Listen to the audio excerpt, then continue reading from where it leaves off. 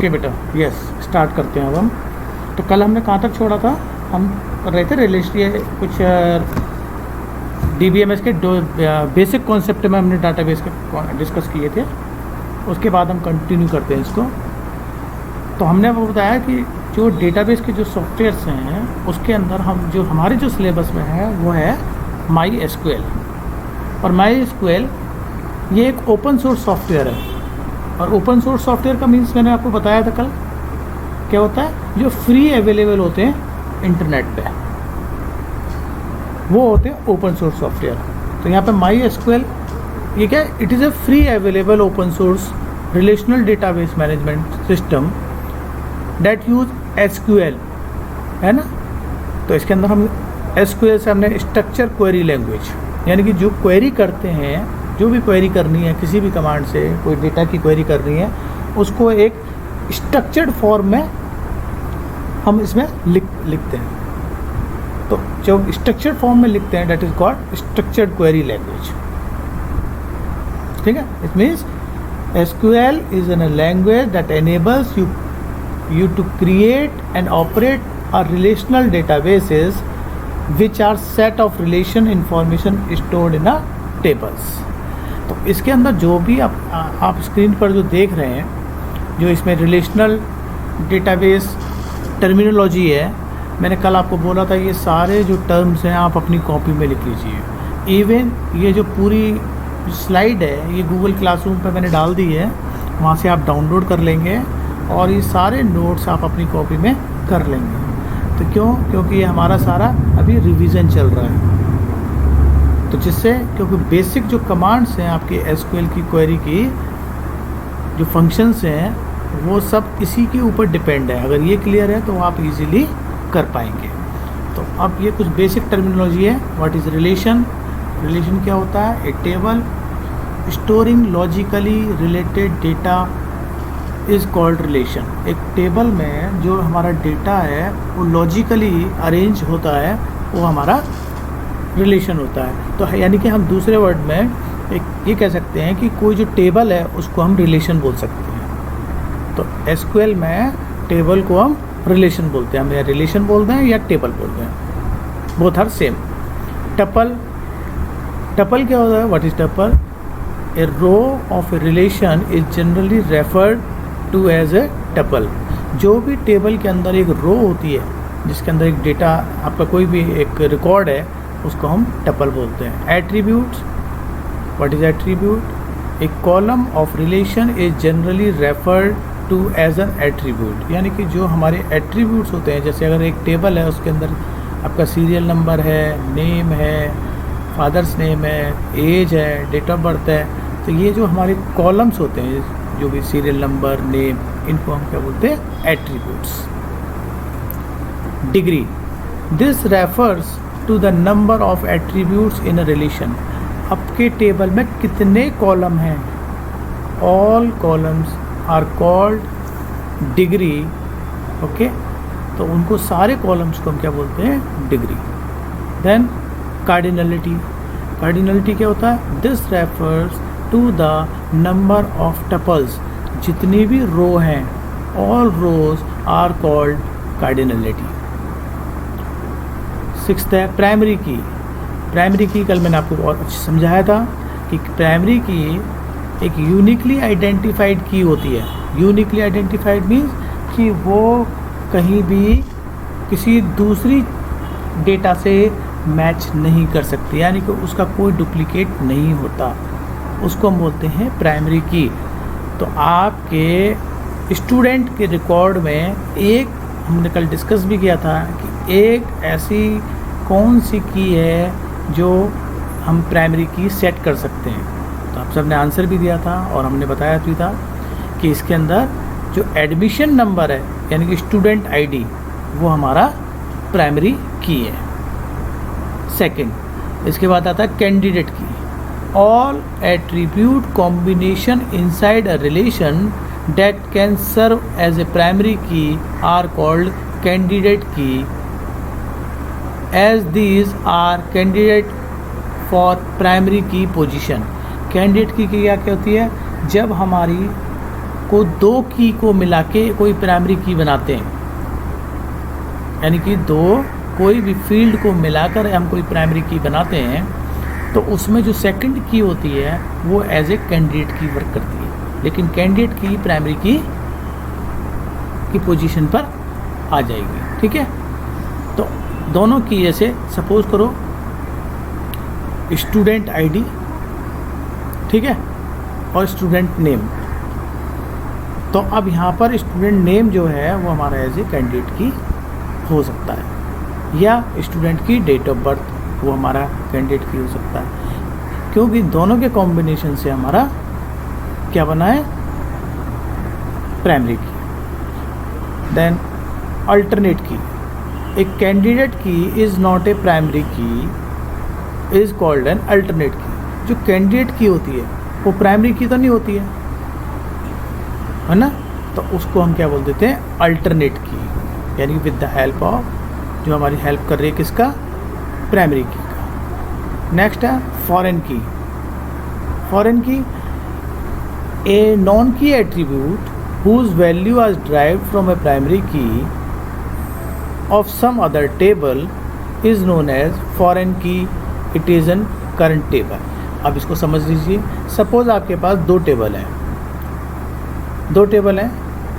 और दो टेबल में से आप एक टेबल की जो एक फील्ड है प्राइमरी की बना रहे हो दो का, तो दूसरे टेबल का भी एक फील्ड ले रहे हो, यानी कि प्राइमरी की बनाने के लिए आपने एक जो टेबल ए है उसका भी आपने एक क्या कहते हैं एक फील्ड ले लिया, और टेबल बी का भी एक फील्ड ले लिया। तो यहाँ पर जो टेबल बी का जो आपने एक फील्ड लिया है, तो वो हमारा यहाँ पर टेबल बी में जो लिया है उसको हम फॉरेन की बोलते हैं, क्योंकि किसी दूसरी की से मिलकर प्राइमरी की बनती है। तो वो यहाँ पर हमारा एक फॉरेन की हो गया जब कॉम्बिनेशन बनाते हैं प्राइमरी की के लिए। तो ये सारी जो डेफिनेशंस हैं ये 1 मार्क्स की एग्ज़ाम में आती हैं। नेक्स्ट है referential integrity. Referential integrity is a system of rules that DBMS, ये DBMS के कुछ जो रूल्स होते हैं वहाँ पर हम यूज़ करते हैं रेफरेंशियल इंटीग्रिटी। इस इंटीग्रेशन का जो मीनिंग है वो क्या है कि आपकी इंटीग्रेशन, मैंने इंटीग्रेशन बताया था, इंटीग्रेटेड क्या मतलब डेटा को एक बॉन्ड की तरफ बना के रखना, दैट इज़ इंटीग्रेटेड। तो यहाँ पर क्या कर रहा है, रेफरेंशियल इंटीग्रिटी मतलब आपकी जो हमारी टेबल है, जो भी रिलेशंस है, उसके अंदर जो रिकॉर्ड्स हैं उनकी एक वैलिड जो रिलेशंस है रो और कॉलम का, उसको बना के रखना। कोई डिलीट, चेंज, इस तरह के कोई भी नहीं होना चाहिए। ये कई तरह की रेफरेंशियल इंटीग्रिटी होती है। This integrity ensure the foreign key. Now classification of SQL statements. तो अब इसमें जो बहुत इंपॉर्टेंट चीज़ आ रही है ये आ रही है कि SQL commands are mainly divided into the following category. जो SQL की जो हम कमांड्स करेंगे वो कई कैटेगरी में डिवाइड हो गई हैं, 3 में, जो बेसिकली अभी हमारे पास 3 में है। एक होता है DDL, DML और TCL। DDL मीन्स होता है डाटा डेफिनेशन लैंग्वेज। अभी हम इसका प्रैक्टिकल भी करेंगे अभी थोड़ी देर में। डाटा डेफिनेशन लैंग्वेज कमांड, यानी कि किसी भी टेबल का एग्जिस्टेंस अगर हम तैयार कर रहे हैं या एग्जिस्टेंस के साथ कोई भी एक्टिविटी होती है, वो हमारी कमांड किस में आता है, DDL, data definition language. For example अगर हम टेबल को क्रिएट कर रहे हैं, नई टेबल बना रहे हैं, तो वो हमारी कौन सी कमांड हुई, वो कमांड हुई हमारी डाटा डेफिनेशन लैंग्वेज। ठीक है। ऑल्टर का मतलब किसी भी कमांड में अगर हम किसी भी टेबल में कुछ ऑल्टर कर रहे हैं, जैसे आपने कई बार देखा होगा जब आप नए कपड़े लेने जाते हैं तो ऑल्टर करवाते हैं कपड़े, तो यानी कि उसकी एग्जिस्टेंस में चेंज आता है नहीं आता है। बेटा अब आप बताओ,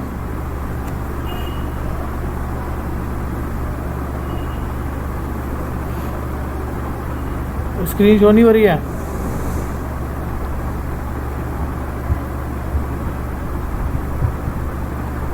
नितिन यादव, अब हो रही है ना?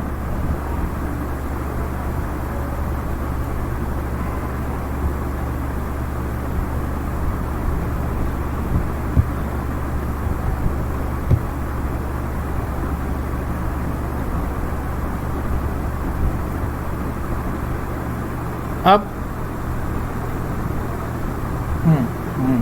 तो इसमें हम पढ़ रहे थे डाटा डेफिनेशन लैंग्वेज। मैंने आपको बताया डाटा डेफिनेशन लैंग्वेज का मतलब होता है कि जो भी टेबल के एग्जिस्टेंस के साथ हम एक्टिविटी हम कर रहे हैं वो होता है डाटा डेफिनेशन लैंग्वेज। यानी कि अगर आप नई टेबल क्रिएट कर रहे हैं तो नई टेबल मतलब एक तरह से एक नया क्रिएट कर रहे हैं कुछ, तो ये हमारा डाटा डेफिनेशन में आएगा। ऑल्टर का मतलब होता है उस टेबल में कोई मॉडिफिकेशन कर रहे हैं उसके स्ट्रक्चर के साथ, ये भी आपका किस में आ गया? डाटा डेफिनेशन में।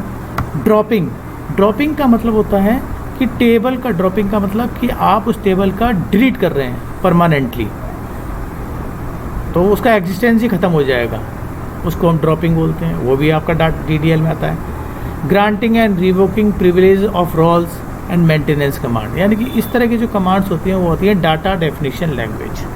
ठीक है, ऑल्टर कमांड का भी हम करेंगे, बताएंगे प्रैक्टिकली आपको। सेकंड है data manipulation language. Data manipulation language में क्या होता है हमारा कि आप टेबल का स्ट्रक्चर वही रहेगा जो है, लेकिन आप क्या करेंगे, किसी रिकॉर्ड को चेंज कर रहे हैं, किसी रिकॉर्ड को डिलीट कर रहे हैं, यानी कि आपका जो हेडिंग है, जो एग्जिस्टेंस है टेबल का वो बरकरार रहे, लेकिन आप उसके अंदर डिलीशन है, इंसर्शन है, मॉडिफिकेशन है, कुछ भी इस तरह के जो कमांड कर रहे हैं, यानी कि उसके एग्जिस्टेंस में कोई भी चेंजेस नहीं आ रहा, वो कमांड होती है डाटा मैनिपुलेशन लैंग्वेज। नेक्स्ट है TCL, ट्रांजैक्शन कंट्रोल लैंग्वेज, जिसके अंदर कुछ डाटाबेस में चेंज कर रहे परमानेंटली, ठीक है, उसको सेव करना है, निकालना है, इनको हम बोलते हैं TCL। नेक्स्ट आता है MySQL एलिमेंट्स। इसमें क्या होता है, literals, data types, nulls and comments. ये सारी जो देखो, जो लिटरल्स आप पाइथन में भी पढ़ चुके होंगे, डेटा टाइप भी पाइथन में पढ़ चुके होंगे, यानी हर लैंग्वेज में ये सब चीज़ें होती हैं। कमेंट्स, कोई कमेंट हमें डिक्लेयर करना है, नॉन एग्जीक्यूटेबल स्टेटमेंट होता है हमारा कमेंट। नल मतलब कि किसी की वैल्यू को हमें नल करना है, नल का मतलब उसकी खाली छोड़ना है। लेकिन डेटाबेस में एक बहुत अच्छी चीज़ होती है, कभी भी हम किसी चीज़ को अगर खाली छोड़ रहे हैं तो हमें बताना पड़ता है कि नल वैल्यू है, नहीं तो खाली नहीं छोड़ेंगे। क्योंकि खाली छोड़ आपने स्पेस छोड़ दिया तो कैसे रिकॉग्नाइज करोगे? अगर आपको रीड करना है तो नहीं कर पाएंगे ना। तो अब हम आते हैं, स्टार्ट करते हैं लिटरल से। लिटरल्स क्या होता है कि कोई भी वेरिएबल की जो वैल्यू होती है उनको हम लिटरल्स बोलते हैं। ठीक है, जैसे सपोज़ आपने एक वेरिएबल लिया एज, और एज इज इक्वल टू 56, तो यहाँ पर 56 हमारा जो वैल्यू है ये होता है लिटरल, और एज होता है हमारा वेरिएबल, और इज इक्वल टू का जो साइन है वो है असाइनमेंट ऑपरेटर। तो अब हम यहाँ पर it refer to a fix data value, ये रेफर फिक्स करता है। जैसे आपने लिखा name is equal to Ravi, तो रवि हमारा क्या है, एक लिटरल हो गया। अब ये कितने तरह के लिटरल होते हैं वो हम देखते हैं। ये होते हैं string literal, numeric literal, character literal, इस तरह से लिटरल होते हैं। जैसे आप पढ़ते हैं, it refers to a fixed data value, this fixed data value may be character type और न्यूमेरिक टाइप। ये कोई न्यूमेरिक भी हो सकती है और कैरेक्टर भी हो सकती है। फॉर एग्जांपल दे रखा है, जैसे Raj 8306, all are the character literals. ठीक है, number not enclose in quotation mark are numeric literals. ये ध्यान रखिएगा, अगर हम कोई भी नंबर जब हम इनिशियलाइज करते हैं किसी वेरिएबल की, तो उसको हम डबल कोट्स में नहीं लगाएंगे। डबल कोट्स में लगाएंगे तो क्या बन जाएगा, स्ट्रिंग। तो इसलिए हम उसको छोड़ देते हैं। उसके जैसे हम लिखना है, आपने लिखा यहाँ पे एज इज इक्वल टू 56, तो 56 को हम डबल कोट्स में नहीं लिखते, केवल 56 लिख देते हैं बस। ठीक है, नेक्स्ट आता है आपका डेटा टाइप्स। अब एसक्यूएल में डेटा टाइप, देखो डेटा टाइप आपके पाइथन में भी हैं, आपने वहाँ भी पढ़े होंगे, आप यहाँ भी पढ़ रहे हो, हर लैंग्वेज में डेटा टाइप होते हैं। ठीक है, डेटा टाइप का मतलब होता है किस तरह के डेटा टाइप का आप यूज़ कर सकते हैं. Data types are means to identify the type of data and associated operations for handling it. यानी कि अगर आपने लिखा एज और एज इज इक्वल टू 56 लिखा और वो डबल कोट्स में कर दिया तो क्या बन गया, स्ट्रिंग बन गया, और स्ट्रिंग के संग कैलकुलेशन होगी नहीं. तो अब वो जो स्ट्रिंग है तो हमें वो बताना पड़ेगा कि जो एज हमने वेरिएबल लिया है वो हमारा न्यूमेरिक डेटा टाइप है. ठीक है, तो अब जो एसक्यूएल में कितने डेटा टाइप होते हैं, न्यूमेरिक, डेट एंड टाइम और स्ट्रिंग. ये 3 तरह के डेटा टाइप हम किस में यूज़ करते हैं, हमारे एसक्यूएल में. तो न्यूमेरिक डेटा टाइप में आपको you must be define with the help of integer data type. हमको इंट लिखना पड़ता है. अभी हम इसके प्रैक्टिकल में जब आएंगे तब आपकी समझ में आ जाएगी. तो इंट हमें लिखना पड़ता है, use the number without decimal. तो वो क्या हो गया, इंटीजर डेटा टाइप. एक होता है डेट एंड टाइम. अगर कभी जैसे आपने एक फील्ड लिया डेट ऑफ बर्थ, जब डेट ऑफ बर्थ आप लेंगे तो हमेशा ध्यान रखिएगा डेट ऑफ बर्थ के साथ हमको date and time data type लेना पड़ेगा. ठीक है, ये ध्यान रखिएगा. Data, date type. नेक्स्ट है string data type. String data type. String कौन सा, जो भी number of characters enclosed with double quotes that are strings. जो भी हम जिस तरह के 2 तरह के लेते हैं वो हमारा डबल हो जाता है. हाँ, तो हम कर रहे थे स्ट्रिंग डेटा टाइप्स, है ना. तो अब इसके अंदर 2 तरह के डेटा टाइप है, कैरेक्टर और वैरकैर, जो हम यूज़ करेंगे. ये आपका 1 और 2 मार्क्स का क्वेश्चन बोर्ड में ज़्यादातर आया है हर बार. इसको जो मैं बताता जा रहा हूँ बीच बीच में उसको मार्क करते रहिएगा. तो ये क्वेश्चन कैरेक्टर और वैरकैर में क्या डिफरेंस है या क्यों लेते हैं. ठीक है, तो ये आपके वाइवा में भी पूछते हैं क्वेश्चन, एग्जामिनर जब भी आता है, बोर्ड के पेपर में भी आ चुका है कई बार. तो ये बहुत इंपॉर्टेंट आपका क्वेश्चन है, कैरेक्टर एंड वैरकैर. अब दोनों में डिफरेंस मैं समझा देता हूँ आपको, फिर समझ में आ जाएगा. कैरेक्टर में क्या करते हैं, use to store a fix length string, M denotes max number of characters. और वैरकैर में क्या था, use to store a variable length string, M denotes max number of characters. अब दोनों में मैं समझा रहा हूँ, बहुत अच्छी तरह से समझ लीजिएगा. नहीं समझ में आए फिर दोबारा मेरे को अभी पूछ लीजिएगा, क्योंकि अगर ये क्लियर रहेगा तुम्हारे फिर बहुत अच्छी प्रोग्रामिंग कर पाओगे आप. देखिए, कैरेक्टर डेटा टाइप. सपोज मैंने कैरेक्टर डेटा टाइप लिया नेम. अब इसमें क्या होता है कि हमको उसके जब अगर हमने कोई भी नाम, किसी भी बच्चे का नाम कोई एक कैरेक्टर का होता है क्या, 1 कैरेक्टर का किसी का नाम नहीं होता ना, नहीं होता. और कैरेक्टर डेटा टाइप 1 बाइट लेता है, एक ही बाइट लेता है.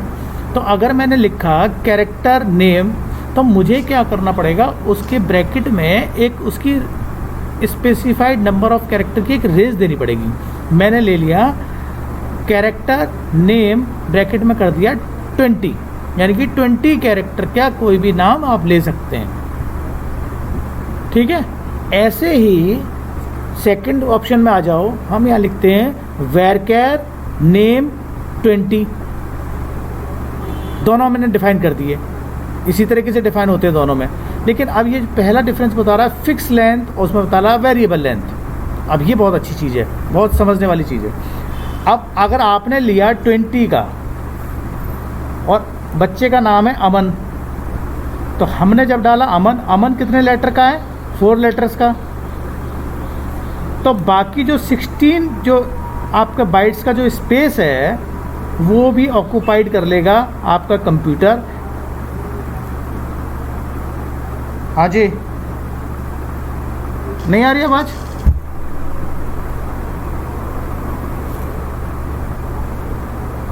अच्छा, क्लियर नहीं आ रही है.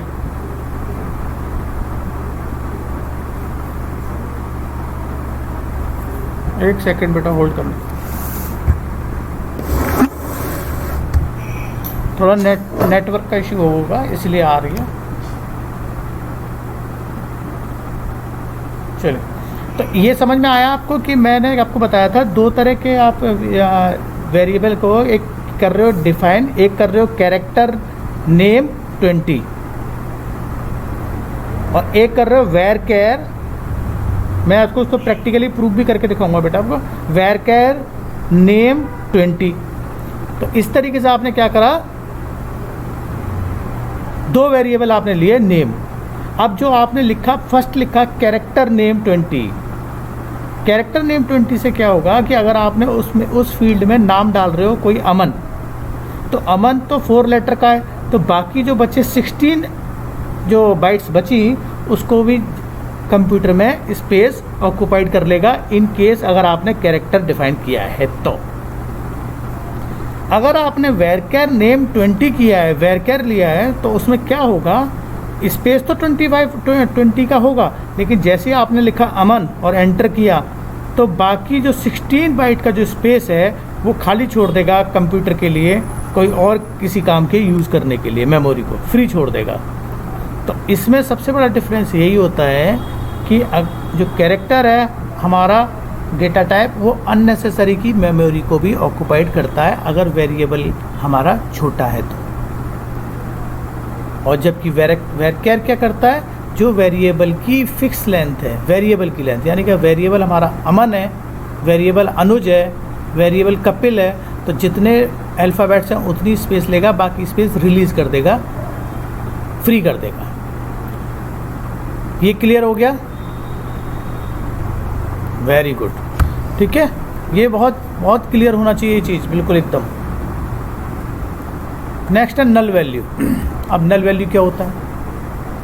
Null value, if a column in a row has no value, यानी नल मतलब जीरो, कुछ भी नहीं, यानी किसी भी कॉलम में कोई वैल्यू नहीं डालते हैं, the column is said to be null, उसको हम नल बोलते हैं। और container null, you should use a null value when the actual value is not known.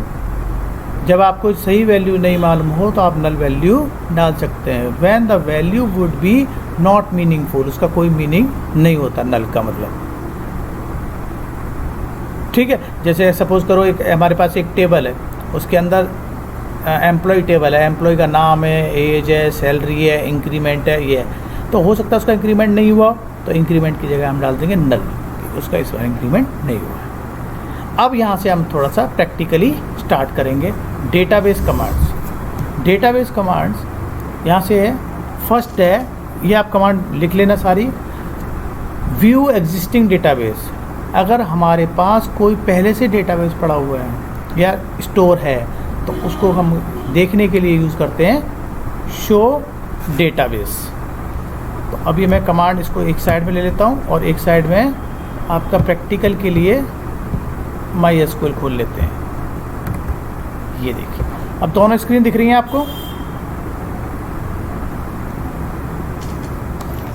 तो दोनों स्क्रीन में जो सेकंड ब्लैक वाली स्क्रीन है, हाँ ब्लैक वाली स्क्रीन है, उसके अंदर MySQL डाला हुआ है और MySQL का प्रॉम्प्ट है, वहाँ पे हम रुके हुए हैं। अब फर्स्ट कमांड थी हमारी, हम ये देखना चाह रहे थे कि इस SQL में कौन कौन से डेटाबेस हैं, तो उसके लिए क्या कमांड थी, show databases then semicolon. Semicolon हमें एक मैंडेटरी है, उसी के बाद ही हमारी कमांड कोई एग्जीक्यूट होगी। तो मैंने किया शो डेटाबेस एंटर, तो शो डेटाबेसेस एंटर किया, तो इस SQL के अंदर जो जो हमारे डेटाबेस हैं उसकी एक लिस्ट सामने डिस्प्ले हो गई। देखे होंगे employee, information schema, MySQL, performance, student, sys, तो इस तरह के आपको दिख रहे होंगे 7 तरह के डेटाबेस हमारे बने हुए हैं, इसमें दिख रहे हैं सबको। यस, अभी हम क्या करते हैं, अब आता है नेक्स्ट कमांड आता है क्रिएट अ डेटाबेस। देखो कभी भी टेबल बनाने के लिए सबसे पहला आपका पहला काम होगा, जब आप प्रैक्टिकल करेंगे तो आपको एक डेटाबेस बनाना पड़ेगा।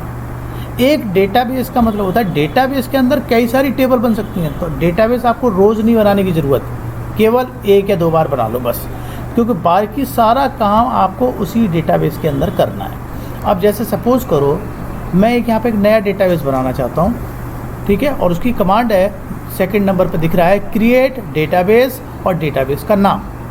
तो मैं एक डेटाबेस बनाना चाहता हूँ सलमान के नाम से, तो कैसे बनाएंगे, क्रिएट डेटाबेस, हमने क्या बनाना है, सलवान के नाम से, SALWAN, सलवान। तो सलवान के नाम से हमारा क्या है बनेगा, एक डेटाबेस बनाना है। तो अब अगर हमारा कोई भी एरर नहीं आती है और लिखा हुआ आता है query okay, it means your command is successfully run. ठीक है, हमारी जो कमांड है वो एग्जीक्यूट हो गई सक्सेसफुली। ठीक है, अब हम दोबारा वही कमांड देखते हैं कि अब हम देखते हैं कितने डेटाबेस है। अब एक डेटाबेस हमने बना तो दिया है, लेकिन अब हम देखते हैं बनाए या नहीं बनाए। तो अगर मेरे को सारे डेटाबेस देखने हैं तो अभी मैंने कमांड बताई थी, क्या थी, शो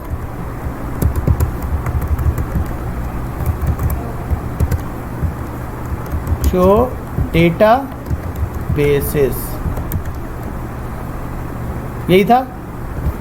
देखते हैं तो अब इसके अंदर हमारे अभी जो हमने बनाई है एक सलवान नाम का, आ गया नहीं आया डेटाबेस, आ गया। तो डेटाबेस बनाने के लिए कमांड क्या है, क्रिएट डेटाबेस, और देखने के लिए क्या है, शो डेटाबेसेस।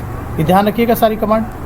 नेक्स्ट आता है, थर्ड कमांड है आपकी एक्सेसिंग डेटाबेस, यानी कि जो आपने अभी डेटाबेस बनाया है, ये आप एक तरह से ऐसे कर लीजिए जैसे आप स्कूल के लिए तैयार कर रहे हैं। तो एक आप अपना एक बैग बनाएंगे, तो बैग क्या रोज़ बनाते हैं, नहीं, बैग तो एक ही बार परचेस करते हैं एक क्लास में। फिर आप उसके अंदर क्या करते हैं, डिफरेंट तरह सब्जेक्ट के फाइल्स, फोल्डर्स, ये सब हम रखते हैं। तो ऐसे ही जब हमें ये डेटाबेस यूज़ करना है तो हम क्या करेंगे, एक कमांड है यूज़ डेटाबेसेस। तो यूज़ डेटाबेसेस का सिंटेक्स है, और यहाँ पे हम क्या लिखेंगे, यूज़ सलवान और सलवान। तो अब आप देखो नीचे कमांड क्या आया लिखा हुआ, डेटाबेस चेंज, डेटाबेस चेंज, यानी कि अब हम इस डेटाबेस के अंदर आ चुके हैं। ठीक है, तीनों कमांड क्लियर है, किसी को कोई डाउट? नेक्स्ट है डिलीटिंग डेटाबेस। अगर आपको कोई डेटाबेस को डिलीट करना है, एसक्यूएल में डिलीट और ड्रॉप ये दो चीज़ ऐसी हैं, इसका मीनिंग लगभग सेम है लेकिन दोनों वर्किंग अलग अलग हैं। ठीक है, डिलीट का मतलब होता है कि टेम्परेरीली डिलीट हो जाता है, और ड्रॉप का मतलब परमानेंटली डिलीट हो जाता है। तो अब ये जो मैंने यहाँ पर डेटाबेस बनाया है, इसको अगर कोई मेरे को डिलीट करना है तो यूज़ कौन सी करेंगे, हम क्वेश्चन तो पूछते हैं इस तरीके से, टीचर पूछेगा आपसे कि बेटा how to delete a table, वो डेटाबेस, तो आप सोचेंगे तो डिलीट बोल दो, नहीं, तब आपको यूज़ करना है ड्रॉप। ड्रॉप कौन सा, जो अभी हमने बनाया है। अब देखो क्या एक एरर आई, ये एरर क्यों आई, क्योंकि जिसमें हम हैं उसी को हम डिलीट कर रहे हैं। ठीक है, जिस टेबल में हैं उसको, तो हम क्या करेंगे, एक जो ऊपर की जो दिख रही हैं उसमें से एक दूसरा ले लेते हैं, स्टूडेंट का।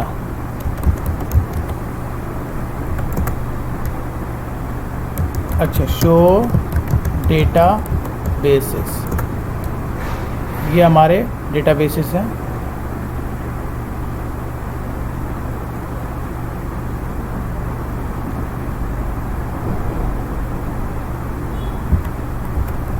ड्रॉप नाम लिखना पड़ेगा, डेटाबेस कौन सा करना है, स्टूडेंट। हमारा अब दोबारा देखते हैं हम क्या स्टूडेंट डिलीट हुआ नहीं हुआ, शो डेटा बेसिस। देखिए इसके अंदर से स्टूडेंट चला गया। Drop database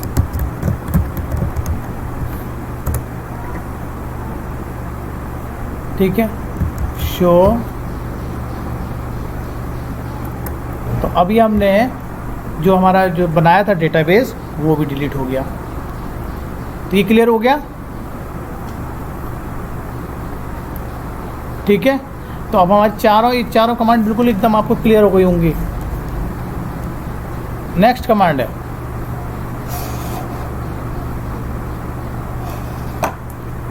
view tables. अगर इसके अंदर कितनी टेबल्स बनी हुई हैं, तो टेबल्स हमेशा कहाँ होती हैं, डेटाबेस के अंदर होती हैं। तो मैं कोई भी टेबल एक डेटाबेस यूज़ करता हूँ, सपोज एम्प्लॉय डेटाबेस यूज़ करता हूँ, शो टेबल्स। इसके अंदर एक टेबल बनी हुई है, उसका बता दिया उसने emp1 के नाम से एक टेबल बनी हुई है। तो ये टेबल किसके अंदर बनी हुई है, एम्प्लॉय डेटाबेस के अंदर emp1 की टेबल क्रिएट है। क्लियर हो गया यहाँ पे सब चीज़?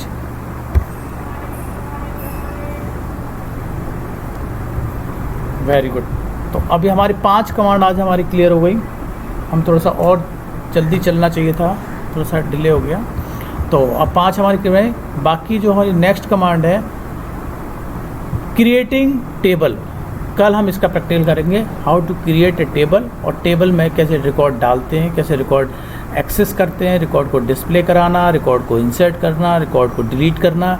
ये कुछ कमांड्स हम कल की क्लास में करेंगे।